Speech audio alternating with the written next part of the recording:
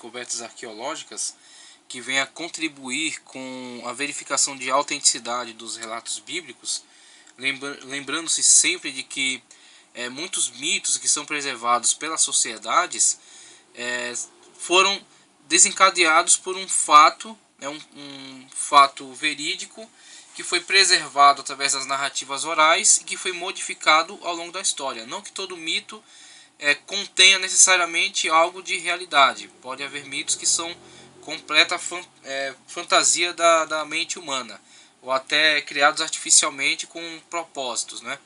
Mas muitos mitos foram desencadeados por um fato real. Dentre eles temos, por exemplo, os mitos que são preservados em diversas sociedades tratando acerca de dilúvio. Dentre uma das sociedades que preservou um mito acerca do dilúvio, temos os sumérios, assírios, babilônicos, que preservaram narrativas tratando de dilúvio, como por exemplo essa que temos aqui na epopeia de Gilgamés. Então a epopeia de Gilgamés está presente aí nessa rocha, foi escrita em cuneiforme e foi encontrada na região ali da Mesopotâmia. E dentre as narrativas preservadas neste material, temos a história do herói, o herói da história, o protagonista, chamado Gilgamés, que é um personagem mitológico semelhante a Hércules, pode ser comparado ao Hércules da mitologia grega. E dentre um dos diálogos que ele registra aqui, que ele teve com personagens importantes, tem esse tal de Utnapishtim, que é uma versão suméria do Noé, que é relatado na Bíblia Sagrada. Então, por que relatos assim entraram para a Bíblia Sagrada? Porque a Bíblia, através da revelação do Espírito Santo de Deus, na instrumentalidade de Moisés, pôde capturar os fatos reais que estavam presentes, que são testemunhados por esses mitos, e transmitir por meio de revelação e também de tradição oral ao texto da Bíblia Sagrada. Então a Bíblia Sagrada nos fala acerca de fatos reais, e esses fatos são testemunhados por diversos mitos que são preservados nas narrativas orais e nas escritas antigas das sociedades diversas. Dentre eles temos a epopeia de Gilgamés. E uma informação que vem contribuir do Atlas Histórico e Geográfico de Paul Lawrence, ele diz aqui na página 16, comparação com histórias mesopotâmicas de dilúvios. Pode-se encontrar paralelos do relato do dilúvio de Gênesis em histórias mesopotâmicas de dilúvios apresentadas em 3 versões. O épico de Atrahasis, de 1635 a.C., o épico de Ziusudra, de 1600 a.C., e o épico de Gilgamés, de 1600 a.C. também. Este último é conhecido através de cópias feitas em Nínive e outras cidades do primeiro milênio a.C. O épico de Gilgamés é uma adaptação da história do épico de Atrahasis. As semelhanças entre os relatos do dilúvio em Gênesis e no épico de Gilgamés são mostradas na tabela da página ao lado. Temos aí alguns estabelecimentos de comparações, e há bastante comparações entre um e outro. E aí os acréscimos que são colocados aí na epopeia de Gilgamés deve-se à transmissão oral absorver características lendárias, né? Como por exemplo diz aqui acerca do personagem Utnapishtim, que ganha a imortalidade dos deuses. Aí vemos aí um paradoxo com o personagem Moisés, que é narrado pela Bíblia como um homem, um ser humano. Ele não ganhou imortalidade no sentido de ser preservado imortal em algum lugar secreto do mundo pelos deuses. Ele foi salvo do dilúvio, mas terminado o seu tempo de vida, faleceu como os demais seres humanos. Então a Bíblia, ela se atém aos fatos e ela narra a partir de uma perspectiva real e histórica. Então os personagens são alcançados por milagres devido à intervenção divina, mas não deixam de ser seres humanos por causa disso. Assim acontece com o personagem Noé, que foi agraciado por Deus por ser encontrado como justo dentro de uma sociedade degenerada. E ele, mesmo tendo sido agraciado com o livramento do grande cataclisma do dilúvio, ele não deixa de ser um ser humano por causa disso. Ele continua sendo um ser humano, cumpre o seu tempo de vida e morre como um outro ser humano qualquer. Diferentemente dos acréscimos fantasiosos que são inseridos nos mitos, nas mitologias, e que, por exemplo, no caso aqui do Utnapishtim, diz que ele ganhou a imortalidade, ele passou a ser um homem imortal. Nós vemos o distanciamento entre mito e os fatos. Apesar da história de Gilgamesh apresentar aspectos lendários, não devemos descartar o próprio Gilgamesh, considerando apenas uma figura mitológica. Gilgamesh, rei de Uruk, no sul da Mesopotâmia, a Erech de Gênesis 10:10, hein? Uruk, que mostramos aí no mapa, é a Erech de Gênesis 10:10. Enquanto Gênesis 10:10 dizia que existia uma cidade chamada Erech na Mesopotâmia, os estudiosos aí de 1700, 1800 diziam que tudo isso era fábula e não havia nada, porque na região não havia de fato essas cidades, estavam tudo encoberto pela areia, pela vegetação, havia sido abandonado, haviam sido fundadas outras cidades em outros lugares, e na região indicada pela Bíblia não havia nada. Até que pessoas sérias, pessoas que levam a Bíblia em consideração, e a partir de descobertas, de estudos, iniciando-se a decifração de Champollion, que com conhecimento do copta pôde traduzir o hieróglifo da Pedra Roseta, passou-se a se interessar pela história antiga, ciências auxiliares, arqueologia, paleontologia, vieram fazer grandes progressos e mostrar, provar a veracidade dos relatos bíblicos. Provavelmente foi de fato um monarca que viveu por volta de 2700 antes de Cristo. Então temos aí um acréscimo, uma contribuição importantíssima deste achado arqueológico, a epopeia de Gilgamesh, que vem mostrar que há um testemunho externo daqueles fatos que são relatados internamente dentro da Bíblia Sagrada. Outras que podemos citar as diversas descobertas arqueológicas realizadas no campo de Nuzi. Trata-se de uma localidade situada na Mesopotâmia, a leste de Assur. Está ao norte aqui do nosso mapa. Mas um campo onde tem se feito muitas descobertas que têm trazido muita elucidação ao período da antiguidade histórica, que já era indicada pela Bíblia Sagrada. O interesse dos arqueólogos naquela região foi muito grande. Ali houve 5 campanhas de escavações de 1925 a 1931. Abaixo do solo virgem, descobriram 12 níveis sucessíveis de terra com fortes vestígios de civilizações antiguíssimas. Ao estudar os objetos descobertos, os arqueólogos concluíram que ali viveram civilizações que representam 3 grandes épocas, a saber, o período proto-histórico, os tempos de Gas-Gur, entre o primeiro e o segundo milênio a.C., e a época de Nuzi, nos meados de 1500, 1400 a.C. Nessa região foram descobertos mais de 4.000 tabuinhas que descrevem a vida cotidiana e os costumes da cidade. Sabe-se que ali viveu uma população bastante variada, a saber, sumérios, acádios, cassitas e hurritas. Era um povo que tinha a agricultura como sua economia básica. Tinha um tipo de religião sincretista, ou seja, que fundia deidades de diversos cultos. Sincretista, e adoravam alguns deuses que correspondiam aos elementos étnicos da cidade.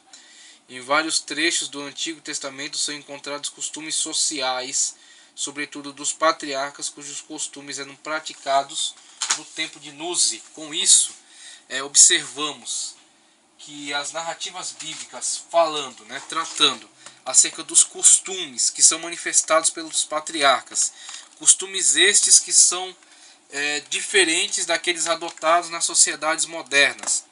E já vamos falar mais disso na parte à frente aqui no estudo.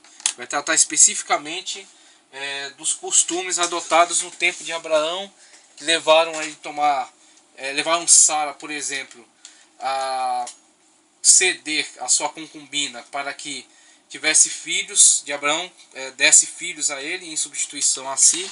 Vemos que na antiguidade isso era uma legislação específica.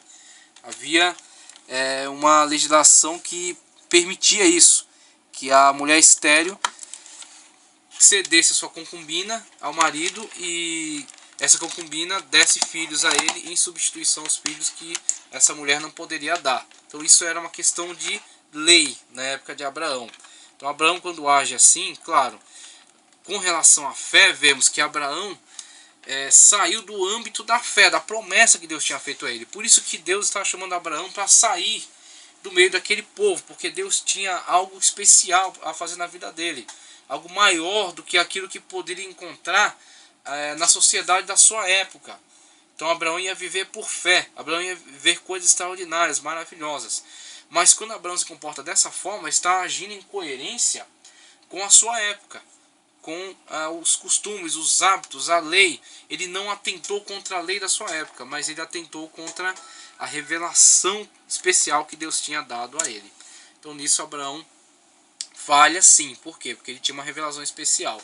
Mas no caráter social, Abraão está de acordo com os padrões legais, morais da sua época. Agora o que acontece? Vendo essas escavações, observamos o quanto o mundo foi ignorante durante muito tempo.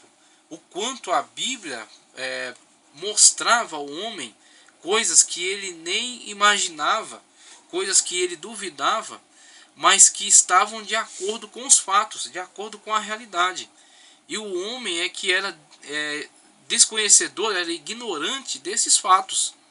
Agora, quando a ciência da arqueologia pôde avançar nessas áreas, pôde trazer essas descobertas à luz, mostrou-se a veracidade bíblica, mostrou como a Bíblia estava certa. E eu acho que o maior ganho para nós, nos estudos que estamos fazendo da história, a história dos hebreus, mas repetindo, trazendo uma contextualização com a história geral, para percebermos toda a profundidade, percebemos tudo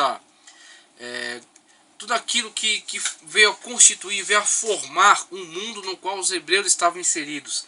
É ganho para nós, porque nós vemos com isso a manifestação da veracidade das narrativas bíblicas, como a Bíblia está avançada, como a Bíblia está certa, e como a Bíblia é um livro que leva a sério a história. A Bíblia é um livro de história? Sempre reafirmo, não é. Não é biografia, não é livro de história, não é livro de ciências. Mas o que acontece? A Bíblia, quando faz menção à história, o faz a partir de um ponto de vista real, tratando as coisas com realidade, tratando as coisas com seriedade. Os escritores que foram usados pelo Espírito Santo para registrar os fatos, tendo por objetivo principal a redenção da humanidade, a salvação da humanidade, a transmissão da mensagem divina ao ser humano. Este é o ponto principal. Mas quando tocaram em assuntos relacionados à história, às sociedades, à geografia, fizeram isso a partir de um ponto de vista de seriedade, de compromisso com a realidade, compromisso com os fatos. Então é isso que essas escavações vêm a comprovar para nós. Como a Bíblia lida com os fatos. A Bíblia não é livro de história, mas a Bíblia é um livro histórico. Um livro que tem que ser respeitado como documento histórico. Tanto com relação à história antiga, que estamos tratando aqui, história dos hebreus, quando também, quando estivermos tratando acerca de história da igreja, veremos também os fatos relacionados ao Novo Testamento. E aí temos, passando essa questão das escavações, da epopeia de Gilgamés e das escavações de Nuzi, temos aqui acerca da Mesopotâmia. A Mesopotâmia. A história começa por volta do 3º milênio antes de Cristo. Aquilo que já tratamos também acerca dos limites de pré-história, da história propriamente dita. A pré-história ainda achados da paleontologia, da arqueologia, mas não achados de escrita, e nem trabalho com metais ainda. E a partir das primeiras descobertas de escrita, né, e as obras feitas em metais, o início do período da história propriamente dita. Só a partir desse período é que surgiu o tipo de escrita que pode ser decifrada ou compreendida pelos especialistas contemporâneos. A idade clássica sumeriana, este povo, né, que, conforme é indicado aqui os limites de Sumer, este povo que habitou esta região há períodos bastante antigos. Não se pode afirmar com certeza se foram os primeiros povos a habitar nesta região, mas foi um dos povos mais antigos. Inclusive o autor fala acerca de uma dúvida que há se a sociedade de Obeid, El-Obeid, foi estabelecida antes da sociedade de Ur, ou se de fato foi Ur quem chegou e estabeleceu a sociedade, estabeleceu a presença, né, de sociedade, de organização de cidades nesta região. Mas isso aí recua pelo menos 3.000, 4.000 anos antes de Cristo. Tem 3 e 4.000 anos antes de Cristo, para o estabelecimento do homem, de uma sociedade organizada nesta região. E aí tem-se os sumérios como a sociedade mais antiga das quais se obtém registro, das quais se obtém artefatos arqueológicos, escrita, né, que pode ser catalogado pela história. Sumérios pelo menos 3 a 4.000 anos antes de Cristo nessa região. Os primeiros textos inteligíveis da história são atribuídos aos sumérios. Sabe-se que a Terra era organizada em forma de cidade-estados. E aí, lembrando-se só daquela informação que eu já havia transmitido, a paleontologia diz que este povo, esses sumérios que estabeleceram aqui, não eram raça semita. Lembrando-se daquele mapa das regiões, onde eu trouxe aqui informações que veio nos mostrar acerca dos povos que se estabeleceram, né? Temos aqui, faço menção, né, daqueles, o povo que habita nessa região, povo dos quais temos evidências mais antigas, sendo a maioria deles, sabe-se que a Terra era organizada em forma de cidade-estados. Outro ponto importante que eu encontro aqui, que podemos fazer vínculo, podemos fazer uma analogia com os textos bíblicos. Quando você lê acerca do desenvolvimento das descendências genealógicas daqueles patriarcas, os semitas, por exemplo, e você vê mencionar acerca de Peleg, qual dado importante que o narrador nos transmite acerca desse personagem? Algo que é característico, algo que é importante para ele, que vai nos trazer informações imprescindíveis, informações importantes, que vão ser relevantes para nós hoje. Ele fala, no tempo de Peleg a terra foi dividida. Você já parou para pensar nessa informação que ele te forneceu? Que no tempo de Peleg dividiu-se a terra. Há muito tempo você lê esse tipo de informação e você não encontra o porquê. Você não encontra o sentido dela, o que isso quer dizer, o que isso significa. E aí, estudando a história, nós começamos a ver possíveis analogias. Começamos a ver informações que começam a ter sentido, começam a ter relevância. Quando você estuda acerca dos sumérios e você vê a narrativa acerca dessas cidades, lembrando-se que as cidades que estão num ponto verde são cidades modernas, cidades atuais.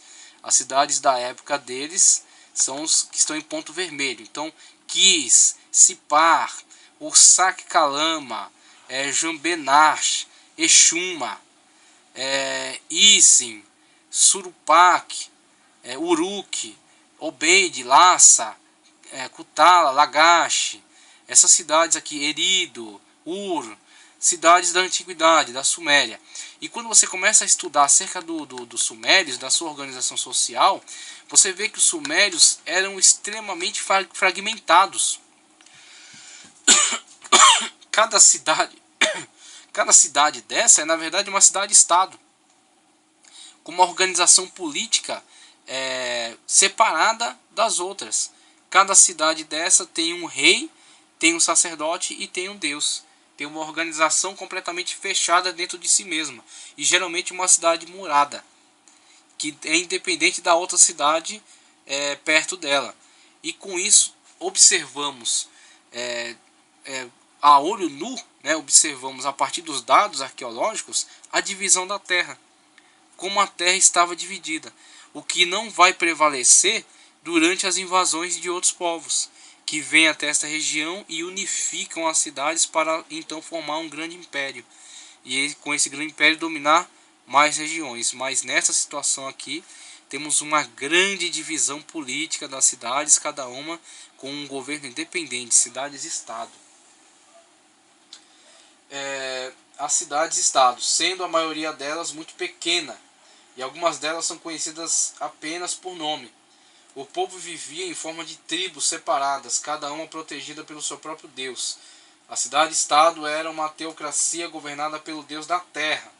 Tanto a cidade como a terra era propriedade do Deus tribal. O sistema econômico girava em torno do templo. Aí temos dois personagens principais. O personagem chamado Lugal, inclusive vai ter um monarca que vai dar a si mesmo o nome de Lugal. É exatamente o governante temporal. É o rei político. Em questões políticas, questões de guerra, de administração. É o rei político. E o Enlil, aliás, o Ensi, é o sacerdote do templo. Então temos essas duas figuras importantes dentro das cidades sumérias. O Lugal, que é o governante político, e o Ensi, que é o sacerdote. E essas duas figuras disputam o poder dentro da cidade, porque mesmo que o Lugal tenha um poder político-militar, o Ensi tem o poder religioso, é o representante do Deus patrono da cidade, e conforme a crença sumeriana, é quem fornece poder ao governante. É aquele que habilita o governante ao exercício do seu mandato. Então, houve durante todo o período sumério essa disputa de poder entre o Lugal e o Ensi, que é o sacerdote representante da deidade, patrona da cidade. E aí, falando acerca disso ainda, temos essas figuras representativas. Essa aqui, por exemplo, essa pequena estatueta encontrada de um personagem, se eu não me engano aqui, chamado Gudea. Gudea, um personagem sumeriano, um sábio, um sacerdote, que foi preservado aí a sua figura através dessa representação aqui dessa pequena estátua. E aqui temos uma construção chamada zigurate.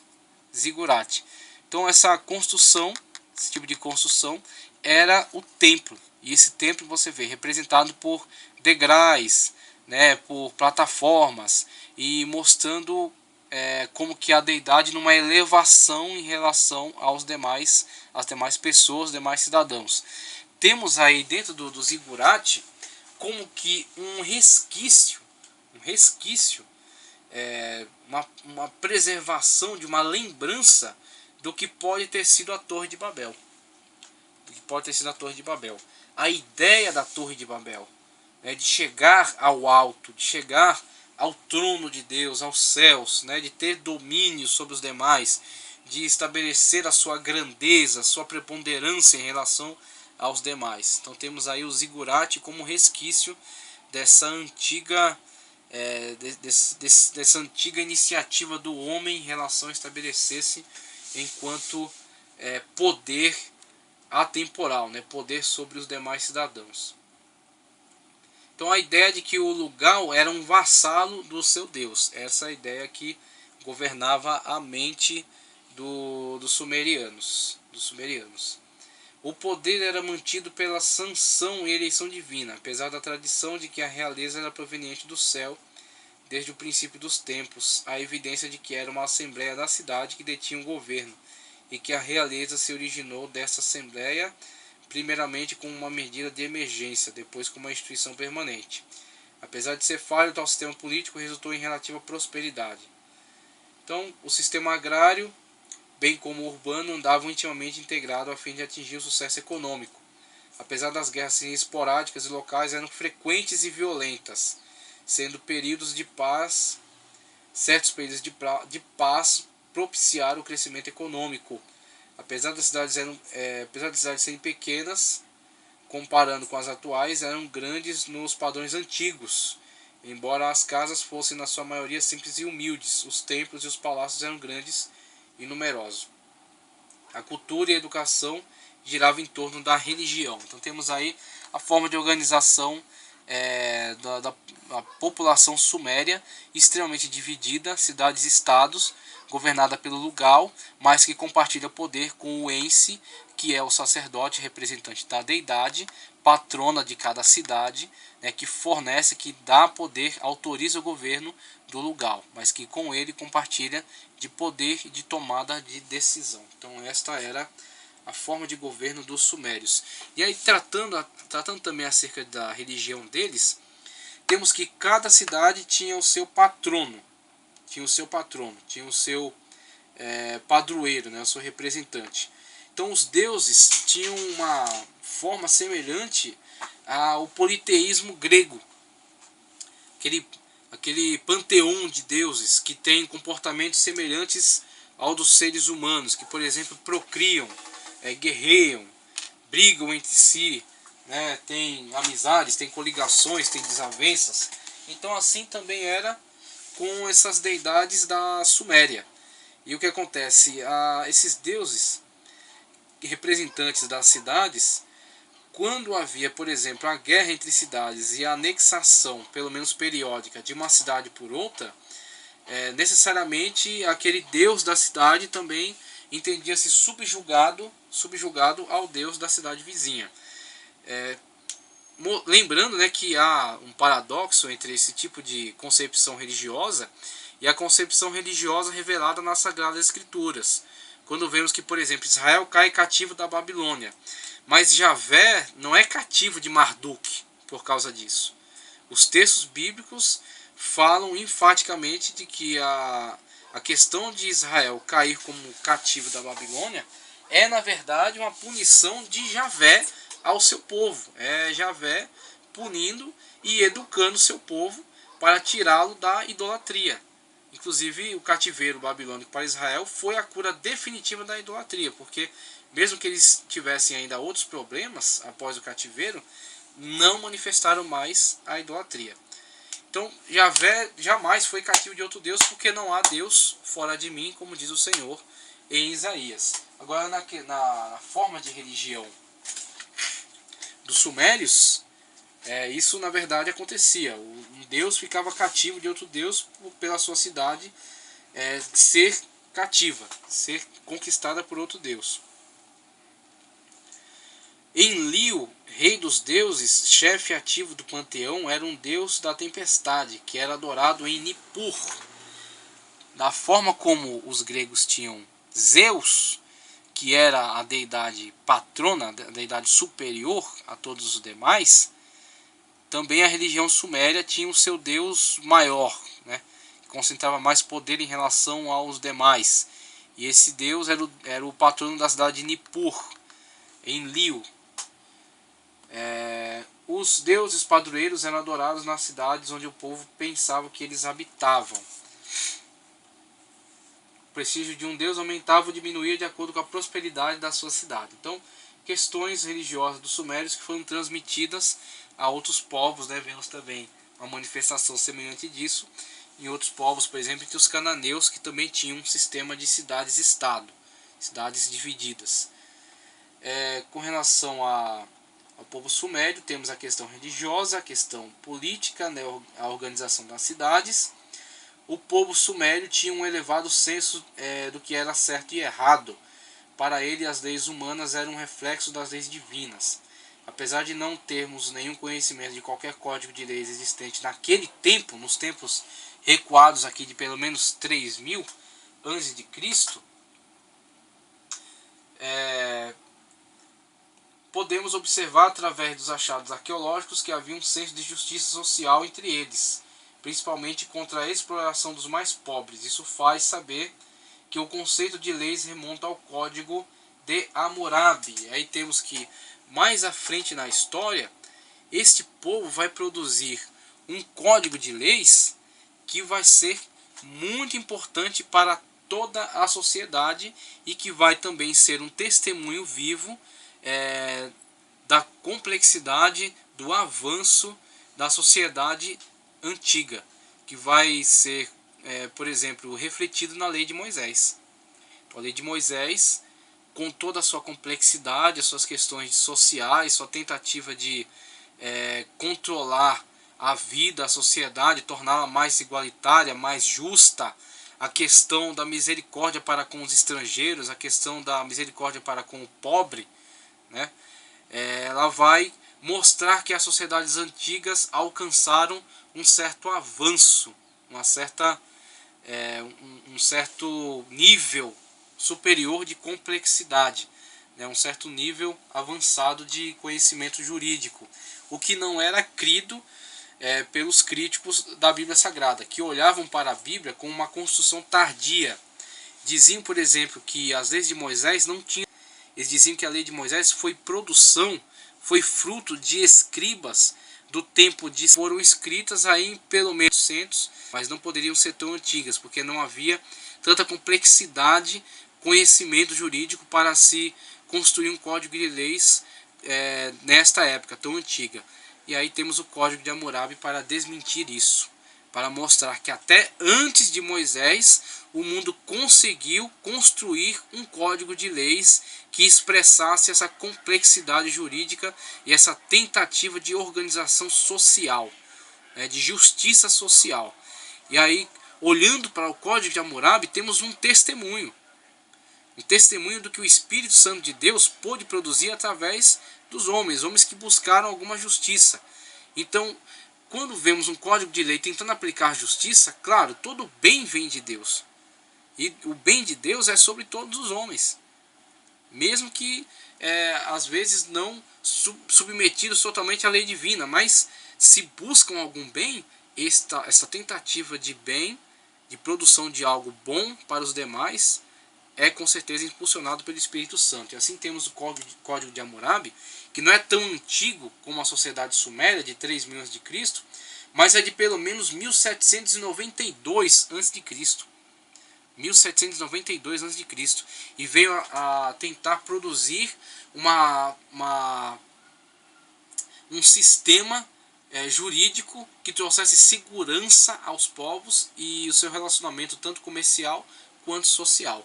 Claro, dentro das suas limitações, mas já é com certeza um grande avanço da humanidade.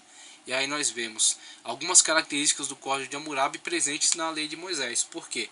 Porque todo bem vem de Deus. Do jeito que Deus inspirou este homem aqui a produzir algo que fosse bom para ele, para os seus contemporâneos, esse mesmo Espírito de Deus é o que trabalhou através de Moisés.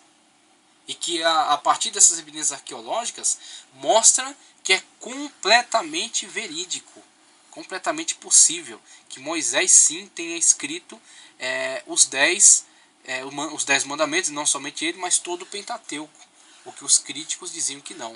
Era uma produção tardia, feita por escribas da época de Salomão e que foi atribuída a Moisés. Está aqui a prova de que isso foi sim algo possível, porque até antes de Moisés foi produzido um código de legislação. Então aqui temos um trecho do Código de Hammurabi, a escrita empregada por eles, que era o cuneiforme, essas escritas em forma de cunha, que eram gravadas em tabuinhas de barro com um estilete, né? Então fazia-se estas pequenas marcas na tabuinha de barro aqui, cada marca, cada junção dessa de marcas, de cunhas, era uma letra, né? Era uma construção literária. E aí pôde-se interpretar já esse tipo de escrita. Inclusive existem léxicos aí de pesquisadores que estabelecem a lógica de interpretação dessas letras. Então o Código de Hammurabi é um testemunho tremendo daquilo que o Espírito de Deus veio a fazer a humanidade progredir, né? Em Daniel mesmo é dado ali a notícia de que a ciência se multiplicará, e toda a ciência que vem para bem é impulsionada sim pelo Espírito Santo de Deus. O Código de Hammurabi mostra a antiguidade destas leis. Agora, continuando,